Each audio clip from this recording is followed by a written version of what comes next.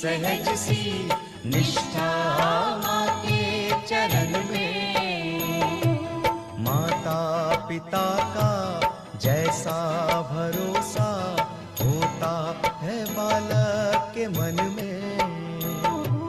माता पिता का जैसा भरोसा होता है बालक के मन में। सागर समर्पित नदियाँ को जैसे, सागर समर्पित नदियाँ को जैसे भाता नहीं विश्राम, ऐसी लगन से मैं भी पुकारूं, ऐसी लगन से मैं भी पुकारूं। नाम तेरा सुबह शाम निर्मल माँ, निर्मल माँ, निर्मल माँ। प्यासा पपीहा जैसे पुकारे, प्यासा पपीहा जैसे पुकारे। देख के बादल श्याम, ऐसी लगन से मैं भी पुकारूं, ऐसी लगन से मैं भी पुकारूं। नाम तेरा सुबह शाम निर्मल माँ, निर्मल माँ, निर्मल माँ।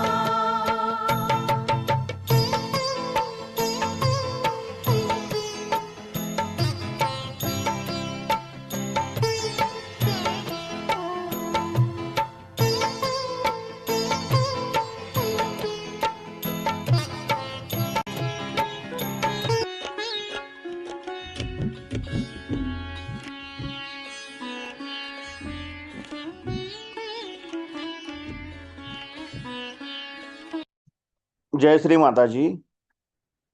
आपण सर्वजण श्रीमाताईंच्या प्रतिमेकडे पाहून नमस्कार करूयात आणि हळवारपणे बंधन घेऊयात.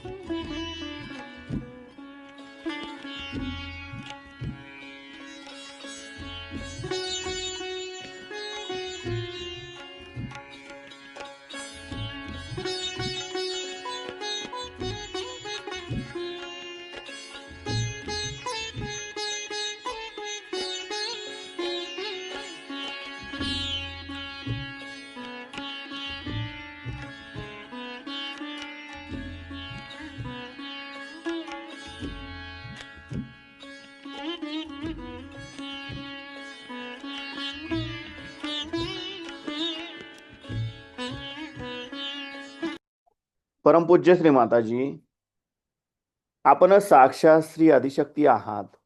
आपल्या परमकृपेत आपल्या निर्मल चरणी ध्यान करण्याची अनुमती आम्हा सर्वांना प्रदान करा.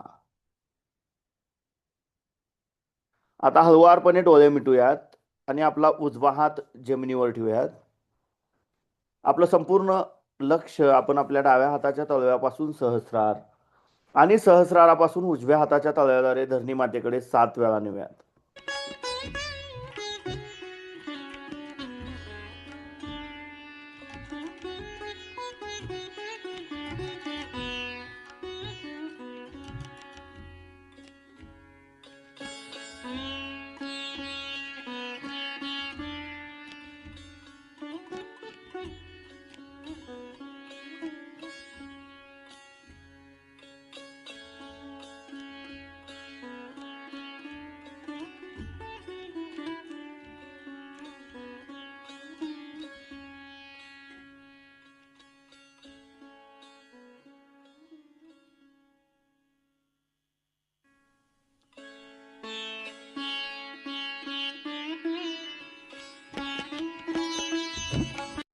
परमपूज्य श्री माताजी, आपण साक्षात श्री महाकाली आहात. आपल्या परमकृपेत आमच्या डाव्या बाजूतील इडा नाडीवरील तमोगुणांचे सर्व दोष, सर्व बाधा हे या उजव्या हाताद्वारे पृथ्वी तत्वामध्ये समर्पित करून घ्या व आमची इच्छाशक्ती शुद्ध व निर्मल बनवा, जागृत बनवा. आता आपण आपला उजवा हात मांडीवर ठेवूयात आणि डावा हात कोपरात वाकूयात, आकाश तत्वाकडे करूयात. आपलं संपूर्ण अटेन्शन आपण आपल्या उजव्या हाताच्या तळव्यापासून सहस्रार आणि सहस्रारापासून डाव्या हाताच्या तळव्याद्वारे आकाश तत्वाकडे 7 वेळा नेऊयात.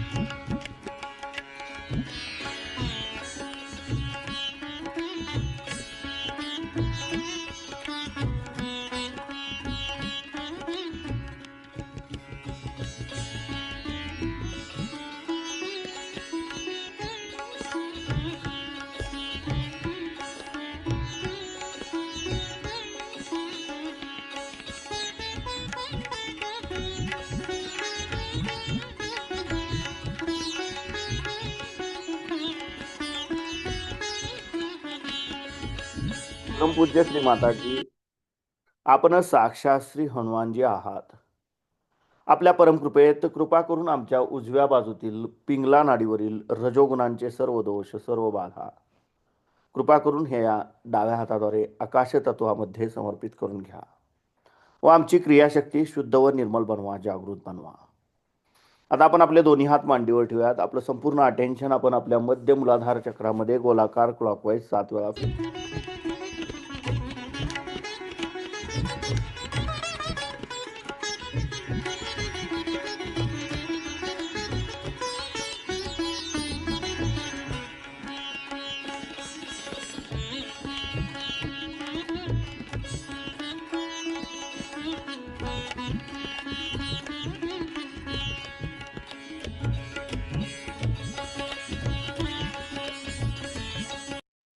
परमपूज्य श्री माताजी, आपण साक्षात श्री निर्मल गणेश आहात. आपल्या परमकृपेत कृपा करून आमच्या मूलाधार चक्राच्या उत्थानाच्या आड येणाऱ्या सर्व बाधा, आमच्यामध्ये श्री गणेश तत्व प्रस्थापित होण्याच्या आड येणाऱ्या सर्व बाधा कृपा करून हे या पृथ्वी तत्वामध्ये समर्पित करून घ्या व आमच्यामध्ये श्री गणेश तत्व जागृत करा. कृपा करून आम्हाला श्री गणेशांसारखे अबोधित व पवित्र बनवा. इथे आपण श्री निर्मल गणेश साक्षात मंत्र घेऊया. ओम तमेव साक्षात श्री निर्मल गणेश साक्षात श्री आदिशक्ती माताजी श्री निर्मला देवे नमो नमः. आता आपण आपला उजवा हात आपल्या ओटीपोटावर डाव्या बाजूला दाबून धरूयात. परमपूज्य श्री माताजी, आपल्या परमकृपेत कृपा करून आम्हाला शुद्ध आणि निर्मल विद्या प्रदान करा. परमपूज्य श्री माताजी, आपल्या परमकृपेत कृपा करून आम्हाला शुद्ध व निर्मल विद्या द्या. कृपा करून आम्हाला शुद्ध आणि निर्मल विद्या प्रदान करा. आता आपण आपला उजवा हात आपल्या मध्य नाभी चक्रावर ठेवायचा आहे, जिथे साक्षात श्री लक्ष्मीनारायणांचं स्थान आहे. परमपूज्य श्री माताजी, आपण साक्षात श्री लक्ष्मीनारायण आहात. आपल्या परमकृपेत कृपा करून आमच्या नाभी चक्राच्या उत्थानाच्या संतुलनाच्या आड येणाऱ्या सर्व बाधा आपल्या निर्मल चरणी समर्पित करून घ्या व आमच्यामध्ये लक्ष्मी तत्व जागृत करा. कृपा करून आम्हाला समाधानी बनवा. आता आपण आपल्या उजव्या हाताचा तळवा आपल्या नाभीच्या भोवताली म्हणजे आपल्या भवसागरावर क्लॉकवाईज 7 वेळा गोलाकार फिरवूयात.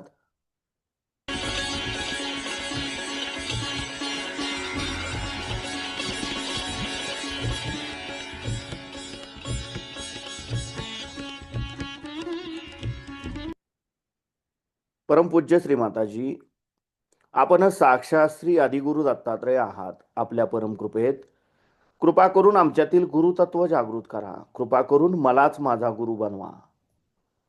कृपा करून आमच्यातील गुरुतत्व जागृत करा. आता आपण आपल्या उजव्या हाताचा तळवा आपल्या डाव्या बाजूला हृदयावर दाबून धरूयात, जिथे साक्षात श्री शिवपार्वतीचे स्थान आहे. श्री शिवपार्वती साक्षात मंत्र घेऊयात. ओम तमेव साक्षात श्री शिवपार्वती साक्षात श्री आदिशक्ती माताजी श्री निर्मला देवे नमो नमः. परमपूज्य श्री माताजी, आपल्या परमकृपेत मी केवळ एक शुद्ध आत्मा आहे. मी मन नाही, बुद्धी नाही, शरीर नाही, अहंकार नाही. मी केवळ एक शुद्ध आत्मा आहे. कृपा करून आपण आमच्या हृदयामध्ये विराजमान व्हा. आता आपण आपल्या उजव्या हाताचा तळवा आपल्या मानेवर डाव्या बाजूला दाबून धरूयात. जिथे साक्षात श्री विष्णू मायाचे स्थान आहे इथे आपण श्री विष्णू माया साक्षात मंत्र घेऊयात. ओम तमेव साक्षात श्री विष्णू माया साक्षात श्री आदिशक्ती माताजी श्री निर्मला देवे नमो नमः. परमपूज्य श्री माताजी, आपल्या परमकृपेत मी निर्दोष आहे, मी निर्दोष आहे, मी निर्दोष आहे. आता आपण आपल्या उजव्या हाताचा तळवा आपल्या आज्ञाचक्रावर जिथे आपण कुंकू लावतो तिथे ठेवूयात आपल्या कपाळावर. परमपूज्य श्री माताजी, आपल्या परमकृपेत मी माझ्यासहित सर्वांना अगदी हृदयापासून क्षमा केली आहे. माझ्या मनात कुणाबद्दलही राग नाही, द्वेष नाही. मी माझ्यासहित सर्वांना अगदी हृदयापासून क्षमा केली आहे. कृपा करून आम्हाला सदैव क्षमाशील बनवा. आता आपण आपल्या उजव्या हाताचा तळवा आपल्या सहस्रारावर घट्ट दाबून धरूयात आपल्या टाळू भागावर आणि जागच्या जागी गोलाकार क्लॉकवाईज 7 वेळा फिरवूयात.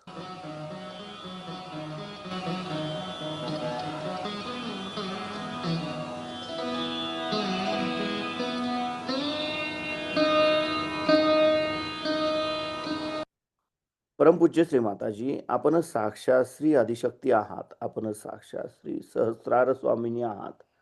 आपल्या परमकृपेत कृपा करून आम्हाला निर्विचारिता प्रदान करा. कृपा करून आमच्याकडून ध्यान करून घ्या. आता आपण आपले दोन्ही हात मांडीवर ठेवूयात. आपलं संपूर्ण लक्ष आपल्या दोन्ही हातातून वाहणाऱ्या चैतन्य लहरींवर आणि आपल्या टाळू भागामध्ये केंद्रित करूयात आणि ह्याच अवस्थेमध्ये आपण श्रीमाताईंची अमृतवाणी ऐकूयात.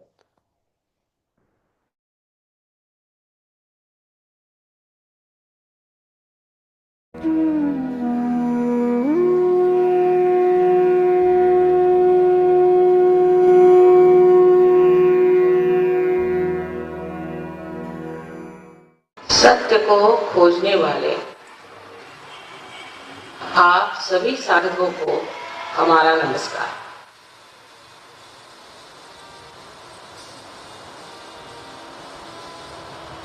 सत्य के बारे में ये जान लेना चाहिए कि जो सत्य है वो अनादि है, उसे हम मानव बदल नहीं सकते, उसकी चालना नहीं कर सकते और उसको अपने जैसा नहीं बना सकते। उसे हम इस मानव चेतना में नहीं जान सकते। उसके लिए एक सूक्ष्म चेतना चाहिए जिसे कि हम आत्मिक चेतना कहते हैं और उसी चेतना के द्वारा हम उस सत्य को जान सकते। आपके सामने आज मैं जो प्रस्ताव रखने वाली हूँ उसे आप एक खुले दिमाग से सुनिए, जैसा कि एक शास्त्रीय साइंटिस्ट इंसान सुनता है और जानना चाहता है, उसी प्रकार आप भी अपना दिमाग खुला रखें और बाद में जो मैंने आपके सामने धारणा या हाइपोथेसिस रख दिया है वो अगर सत्य हो और सत्य प्रमाणित हुई तो उसे अपनी ईमानदारी में आपको मान लेना चाहिए। एक तो महान सत्य यह है कि यह सृष्टि की चालना एक सूक्ष्म शक्ति कर रही है। इस सूक्ष्म शक्ति को परम चैतन्य कहते हैं। ये विश्वव्यापी है और हर अणु रेणु में भी कार्यान्वित है। हमारे भी जो कुछ भी स्वयं चालित ऑटोनॉमस संस्था के जो कुछ भी कार्य होते हैं वो भी इसी सूक्ष्म शक्ति के द्वारा। ये जो आज आपके सामने पेड़ खड़े हुए हैं, जो भी जीवित कार्य हो रहा है वो भी इसी सूक्ष्म शक्ति के द्वारा होता है। लेकिन हम अभी उस तल पे नहीं, उस स्थिति में नहीं है कि उस परम चैतन्य को अपने अंदर महसूस करें, उसे जानें। दूसरा सत्य अपने बारे में यह है कि हम ये शरीर, बुद्धि, अहंकार और भावनाएं आदि उपाधियां नहीं, किंतु हम आत्मा हैं। और ये बात भी सिद्ध हो सकती है कि हम आत्मा हैं। तीसरी बात एक महान सत्य है कि हमारे अंदर एक शक्ति ऐसी है जो कि त्रिकोणाकार अस्थि में, जिसे सेक्रम अंग्रेजी में कहते हैं, स्थित है। और ये शक्ति जब जागृत हो जाती है तो हमारा संबंध उस परम चैतन्य से प्रस्थापित करती है। उतना ही नहीं किंतु इसी से हमें आत्मदर्शन हो जाता है। इसके बाद हमारे अंदर एक नया तरह का आयाम, डायमेंशन तैयार हो जाता है, जो हमारे नस नसों में जाना जाता है। जो चीज नस नस में जानी जाती है वही ज्ञान है। बुद्धि से जानी हुई चीज ज्ञान नहीं है। इसलिए आपको पहले उस सूक्ष्म सृष्टि की पहचान होनी चाहिए और उसके बाद फिर आप स्वयं जान लेंगे कि ये सृष्टि कितनी सुंदर है, कितनी प्रभावशाली है और इसका कार्य कितना सुंदर और अनुपम है। कुंडलिनी के जागरण के बारे में बहुत सारी आपने बातें सुनी होंगी और बहुत कुछ गलत सलत लोगों ने आधुनिक काल में, पुरातन काल में कुंडलिनी के विषय में किसी ने भी ऐसी बातें नहीं लिखी कि कुंडलिनी के जागरण से मनुष्य को कोई तकलीफ होती है। लेकिन आजकल के आधुनिक काल में लोगों ने जिसके जो समझ में आया वो लिख दिया। वास्तविक कुंडलिनी आपकी स्वयं, आपकी व्यष्टि की, आपकी व्यक्ति की, व्यक्ति रूप आपकी माँ, आपकी कुंडलिनी आप ही की है और वो आपकी माँ है जो आपको ये पुनर्जन्म देती है। जिस तरह से कोई टेप रिकॉर्ड में सब कुछ हम लोग टेप कर सकते हैं, उसी तरह से इस कुंडलिनी ने आपके बारे में सब कुछ अपने अंदर जान लिया है। इसके अंदर सब निहित है, उसको पूरी जानकारी है। और क्योंकि ये 3.5 कुंडलों में बैठी हुई है, इसलिए इसे कुंडल कहते हैं, कुंडलिनी कहते हैं। ये कुंडलिनी एक शक्ति है जो शुद्ध इच्छा की शक्ति है। हमारी जो भी इच्छाएं होती हैं वो अशुद्ध है।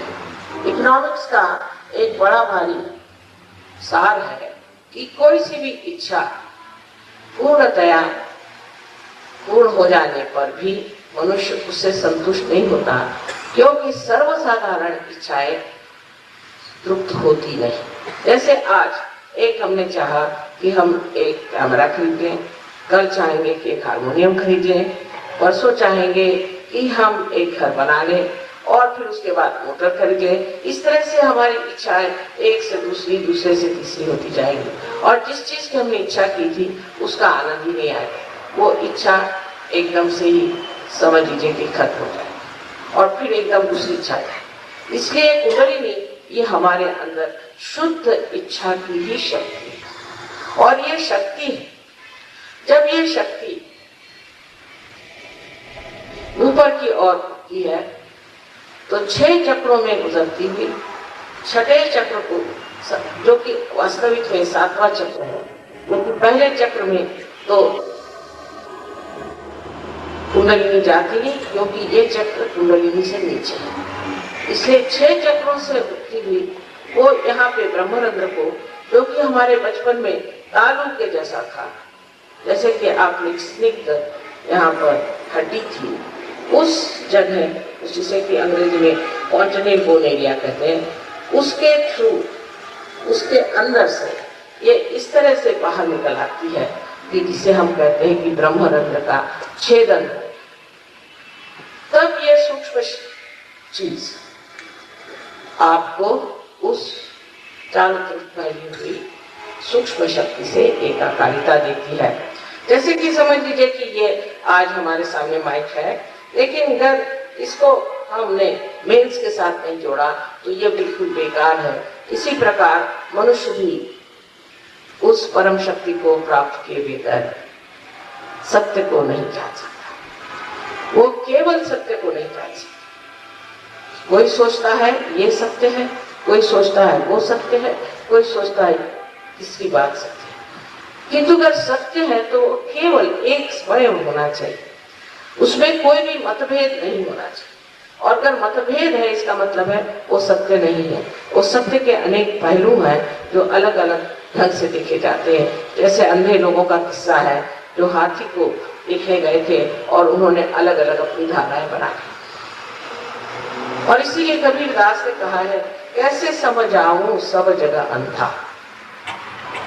मतलब यह है कि जब तक आपके अंदर आत्मा के दर्शन नहीं होते, जब तक आपके चित्त में आत्मा नहीं आते हैं, तब तक आपके अंदर आत्म प्रकाश नहीं आता और आप अंधेरे में ही टटोलते रहते हैं।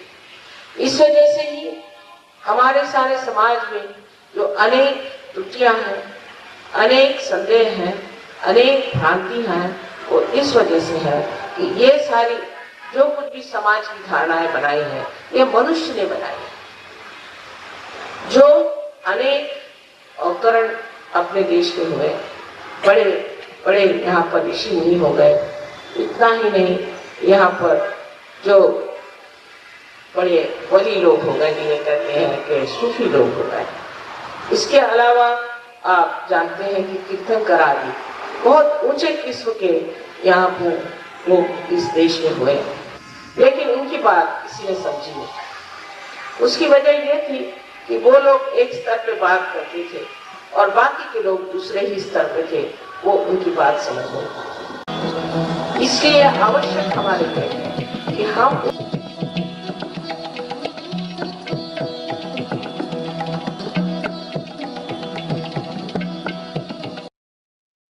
हळुवारपणे डोळे उघडूयात, श्रीमातांच्या प्रतिमेकडे पाहून प्रणाम करूयात आणि बंधन घेऊयात।